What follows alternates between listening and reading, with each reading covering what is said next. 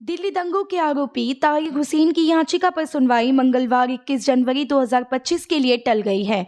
शीर्ष अदालत ने जेल में बंद दिल्ली दंगों में आरोपित एआईएमआईएम उम्मीदवार ताहिर हुसैन के चुनाव प्रचार के लिए अंतरिम जमानत की मांग पर कड़ी टिप्पणी करते हुए कहा कि ऐसे सभी लोगों के चुनाव लड़ने पर रोक लगनी चाहिए।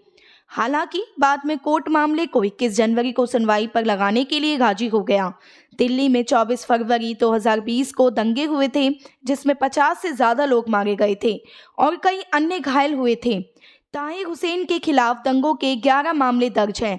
वह दंगों के बाद से ही जेल में है।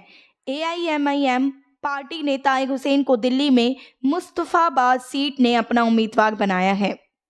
ताहिर हुसैन ने पहले दिल्ली हाई कोर्ट से चुनाव प्रचार के लिए अंतरिम जमानत मांगी थी, लेकिन हाई कोर्ट ने मांग ठुकरा दी थी, जिसके बाद उसे सुप्रीम कोर्ट में याचिका दाखिल की है। हालांकि हाई कोर्ट के नामांकन पत्र दाखिल करने के लिए ताहिर हुसैन को 14 जनवरी को कस्टडी पैरोल दी थी। सोमवार को ताहिर हुसैन की याचिका न्यायमूर्ति पंकज मित्तल और एहसानुद्दीन अमुल्ला की पीठ के समक्ष सुनवाई के लिए थी।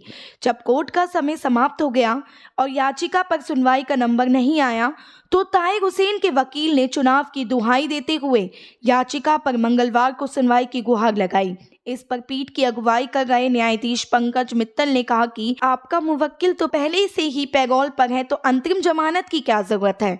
वकील ने कहा कि उसे सिर्फ नामांकन दाखिल करने के लिए कस्टडी पैरोल मिली थी, लेकिन वह उम्मीदवार है और उसे चुनाव प्रचार करना है। जस्टिस मित्तल ने फिर टिप्पणी की कि ये तो आसान है कि जेल में बैठे चुनाव जीतो। वकील ने जब फिर से याचिका पर मंगलवार 21 जनवरी को सुनवाई करने का अनुरोध किया, तो इस बार जस्टिस मित्तल ने और कड़ी टिप्पणी करते हुए कहा कि वास्तव में ऐसे सभी लोगों के चुनाव लड़ने पर रोक लगनी चाहिए।